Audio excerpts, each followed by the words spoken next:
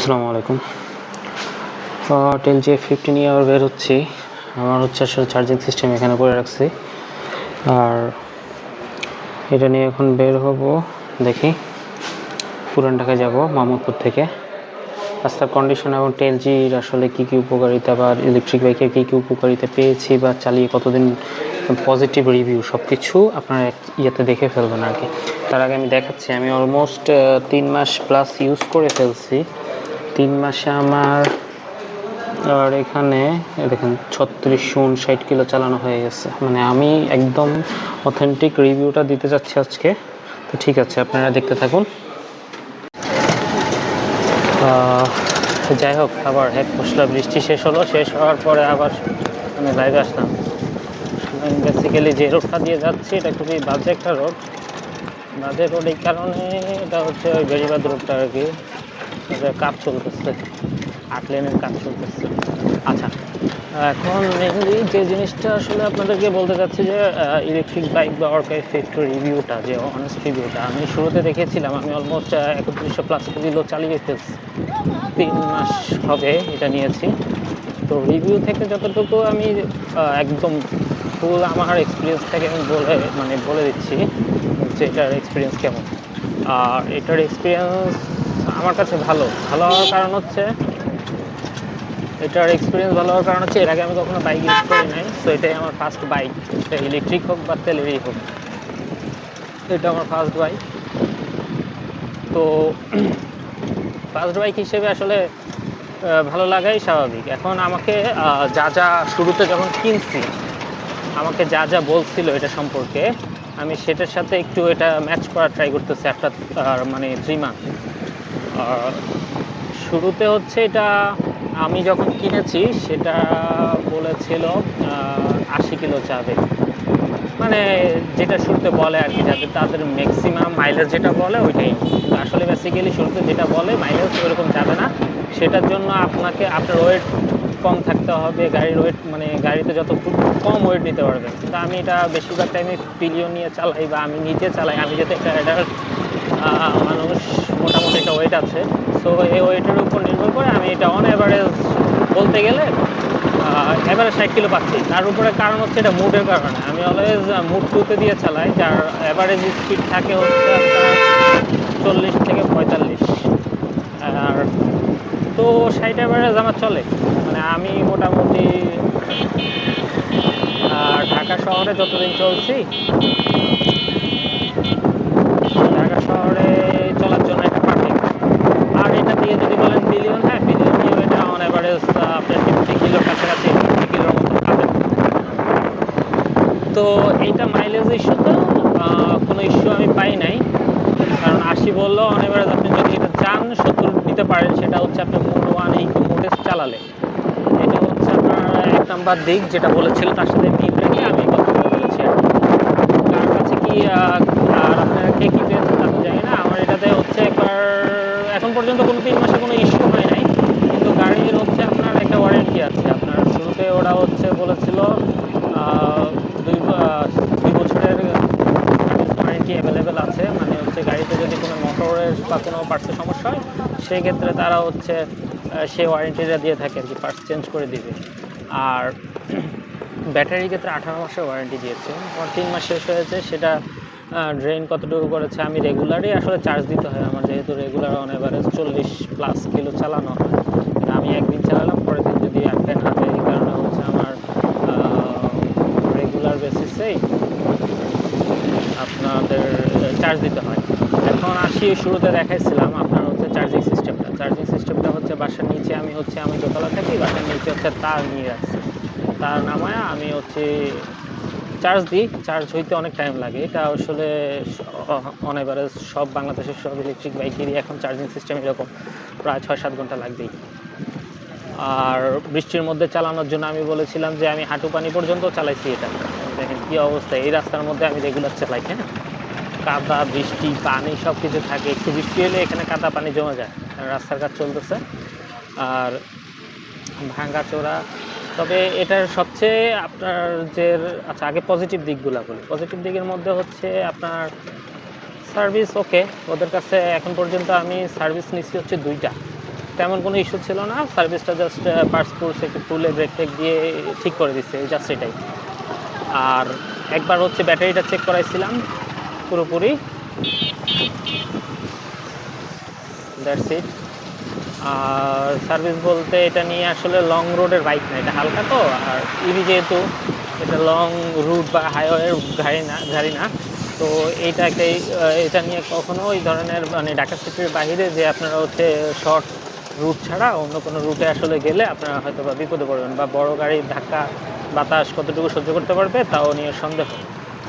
আর এখন আসি হচ্ছে এটার ইস্যু, ছোট ছোট ইস্যু পাইছি, সেটা হচ্ছে আপনার এটা হর্নটা। এটাতে শুরুতে যে হর্নটা ইউজ করছিল, আমি হর্নটা চেঞ্জ করছি, আবার হর্নটা চেঞ্জ করার ভিডিও আছে, ওইটাও আপলোড করে দিব। ওইটা আসলে বড় গাড়ি বা এত মানে ক্রাউড প্লেসের মধ্যে কতটুকু শোনা যায় তা জানি না, তবে আমার মনে হয় এটা শোনা যেত না, তাই আমি বাধ্য হয়ে, আমার হর্নটা নষ্ট হয়ে গেছিলো এই কয়দিন, 2 সপ্তাহ আগে নষ্ট হয়ে গেছিলো। পরে নষ্ট হয়ে গেছে বলতে লাইন কেটে গেছিলো, পরে আমি হর্নটাই চেঞ্জ করছি, চেঞ্জ করে নর্মাল যে বাইকের হর্নগুলো থাকে সেগুলোকে লাগাইছি, কোনো প্রবলেম এখনও ফেস করি নাই ওই হর্নটা লাগানোর কারণে। আর এটা হচ্ছে একটা ইস্যু। আরেকটা ইস্যু হচ্ছে আপনার এটা চার্জিং টাইমটা 6-7 ঘন্টা একটু বেশি, এটা যদি আর একটু কমানো যায় এটা বেটার হতো আর কি। তো মোটামুটি এগুলো ছিল ইস্যু, তেমন কোনো ইস্যু আর পাই নাই। আর অনেকে জিজ্ঞেস করেন যে এটার লাইসেন্সের ক্ষেত্রে যে পুলিশ ধরে নাকি, পুলিশ এখন পর্যন্ত ধরছে না, মানে ওইভাবে ধরছে না, যদিও কয়েকজনের থেকে যখন শুনছি অন এক্সপিরিয়েন্সে মনে হয়েছে যে ওটা হচ্ছে জাস্ট টাকা খাওয়ার ধান্দায় পুলিশ ধরে, হয়তো বা 200 টাকা 500 টাকা দিয়ে দেয়, এরপর ছেড়ে দেয়। আর এগুলার একটা লাইসেন্সের নিয়ম আছে, যদিও সব কোম্পানি দিচ্ছে না এখনও, মানে বিআরটিএ থেকে যদি লাইসেন্স না করে আপনাকে লাইসেন্স কীভাবে দেবে মডেলের উপর। তো টেলটি থেকে অনেক ক্ষেত্রে লাইসেন্স প্রোভাইড করে কিছু কিছু মডেলের ক্ষেত্রে, সবগুলো মডেল এখন হচ্ছে না। রাস্তার অবস্থা আল্লাহ, তো সেক্ষেত্রে আপনি জিজ্ঞেস করে নেবেন লাইসেন্সের ক্ষেত্রে, একটা নিয়ম আছে 1000 সিসির মধ্যে মনে হয় রেজিস্ট্রেশন করে থাকে, আর ড্রাইভিং লাইসেন্স তো আসলে থাকা সবচেয়ে ভালো। যদিও আমি ধরনের কোনো ইস্যু ফেস করি নাই, কারণ আমি 3 মাসের মধ্যে আমাকে জাস্ট ধানমন্ডি দিয়ে একবার ধরছিল ট্রাফিক, আর আরেকবার হচ্ছে গাবতলী দিয়ে, কিন্তু ধরছে বলতে ডাক দিচ্ছে, যখন কাছে গেছে তখন এটা জিজ্ঞেস করলো যে এটা কী বাইক, মানে তখন বললাম যে এটা ইলেকট্রিক হওয়াতে আর কিছু জিজ্ঞেস করে নাই, বলছে যান। সেম গাবতলীতেও সেম বলছে। তবে অনেকের কাছে শুনছি হয়তোবা ঝামেলা করে, সেক্ষেত্রে 200-500 টাকা দিয়ে দিলে আর কি ছেড়ে দেয়, কারণ এই গাড়ি যেহেতু রেজিস্ট্রেশন নাই বা নাই, আপনারা হচ্ছে ওরাও কাগজপত্র দিয়ে কোনো কেস দিতে পারবে না, আর যতটুকু ওরা নিবে হচ্ছে আপনার থেকে টাকা খাওয়ার জন্য নিবে। তবে এগুলা গভর্নমেন্টের এগুলা একটু করা উচিত, কারণ ঢাকা শহরে যে পরিমাণ গণপরিবহনের যে বাজে অবস্থা, সে এই ইকো ফ্রেন্ডলি বাইকগুলো, ইলেকট্রিক গাড়িগুলো আসলে খুব সহজলভ্য করে দেওয়া উচিত প্রত্যেকটা মানুষের জন্য, কারণ এগুলো চালানো একদম ইজি, স্পিডও যে খুব আহামরি উঠবে তাও না। তো আপনার হচ্ছে এটা যদি সরকার গভর্নমেন্ট থেকে খুব ইজি করে দেয়, তাহলে যদি আমরা রেগুলার, যেমন আপনারা হচ্ছে চীন বলেন, ফিলিপাইন বলেন, বা এই ধরনের কান্ট্রিগুলো, থাইল্যান্ড, এসব কান্ট্রিগুলোতে বেশিরভাগই স্কুটার ইউজ করে, ইলেকট্রিক বাইক ইউজ করে, ওদের পরিবহন ব্যবস্থা এই কারণে হচ্ছে আসলে খুব বেশি গণপরিবহনের উপরে নির্ভর করে না।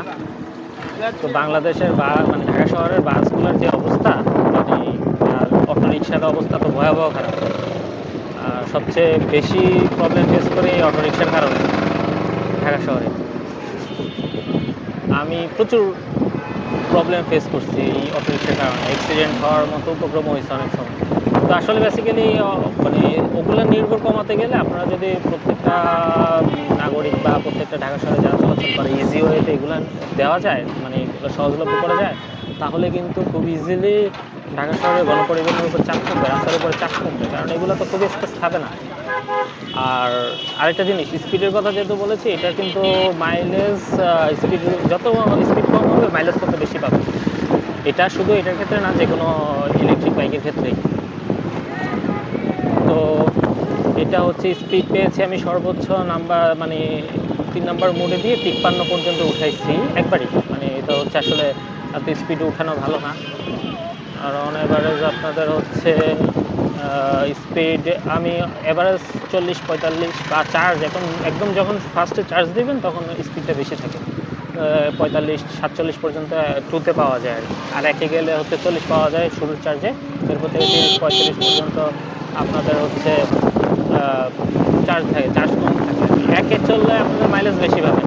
কারণ ওভারঅল রিভিউতে আপনার হচ্ছে এটা বর্ষায় বা পানি বলতে হাঁটু পানি পর্যন্ত চালাইছি, কিন্তু একটা জিনিস খেয়াল করবেন যে এইটার কন্ট্রোলার যাতে না ঢুকে, আপনার এটা মাঝার সমান পানির ভিতরে নামাই দিয়ে না পারে, তাহলে কিন্তু প্রবলেমে পড়বেন। কারণ কন্ট্রোলারের জারের মধ্যে যদি আপনার পানি ঢুকে যায়, এটা যে কোনো গাড়ির ক্ষেত্রেই, আর তেলের গাড়ি বলেন বা আপনার হচ্ছে ইলেকট্রিক বলেন, কন্ট্রোলারে গেলেই কিন্তু কন্ট্রোলার যদি প্রবলেম শুরু করে তখন কিন্তু আপনার আবার সার্ভিসে নিয়ে যাওয়া যায়। সো একদম মাঝের পানিতে নামানো যাবে না। আর ইলেকট্রিক হিসেবে এই বাইকটা আসলে জোস সরকার 50। আর এটার প্রাইসটা হচ্ছে আপনারা জানেন কিনা জানি না, আমি হচ্ছে এটা টেলজি সবচেয়ে কম দামে আর কি ইলেকট্রিক বাইক। এটার প্রাইস হচ্ছে 85,000 নিয়েছিল তখন, তখন আর কি মার্কেটে তেলের প্রাইসেস ছিল, সেই সময় নিয়েছিলাম। আর তখন হচ্ছে ওরা হচ্ছে প্রি অর্ডার নিয়েও ওরা দিতে পারতেছিল না, এত বেশি ডিমান্ড ছিল। পরে এখন আবার অ্যাভেলেবেল হয়েছে, চাইলে এটা নিতে পারেন, আমি অন অ্যাভারেজ বলবো। আর যদি আপনারা বলেন যে মাইলেজ কম বা যাদের বাজেট বেশি, তারা চাইলে আরও অনেক মডেল আছে, সেই মডেলগুলো দেখতে পারেন। 180-85 কিলোর মডেলও অ্যাভেলেবেল আছে, যেগুলো হচ্ছে লং ডিস্টেন্সে ঢাকার বাইরেও, মানে শর্ট ডিস্টেন্সে ঢাকার বাইরে যাওয়া আসা করতে চান তাদের জন্য ওইটা বেস্ট আর কি। তো এটা হচ্ছে আমার একটা একদম অনেস্ট রিভিউ অর্কা 50 নিয়ে। তো রেগুলার ভিডিও পাবেন আপনারা হচ্ছে এই অর্কা 50 নিয়ে আমি কোথায় যাচ্ছি, কোথায় ঢাকার আশেপাশে ঘুরতে যাচ্ছি, কয় কিলো কাভারেজ হচ্ছে, কয় কিলো প্রবলেম হচ্ছে, সব কিছু নিয়ে ইনশাল্লাহ রেগুলার ভিডিও এখন থেকে আমাদের এই চ্যানেল, মানে আমার এই চ্যানেলে পেয়ে যাবেন। আর চ্যানেলটা অনেক দিন অফ ছিল, তো এখন রেগুলার বেসিসে এখানে ভিডিও দেওয়ার চেষ্টা করছি, যদিও কাজের ফাঁকে ফাঁকে ভিডিও দিতে গেলে মানে অনেক টাফ। তো ঠিক আছে, আর যদি কোনো কিছু জানার ইচ্ছা থাকে আপনারা হচ্ছে আমাকে কমেন্ট করবেন, কমেন্ট করলে সেটার ইনফরমেশনগুলো হয়তো বা আমি দিয়ে দেওয়ার চেষ্টা করব। ভবিষ্যতে সার্ভিস নিয়ে কোনো প্রবলেম পড়লে বা কোনো ইস্যু হলে সেই ইস্যুগুলোও নিয়েও ভিডিও তৈরি করবো এখন, মানে ভিডিও পেয়ে যাবেন ইনশাল্লাহ। তো আসসালামু আলাইকুম।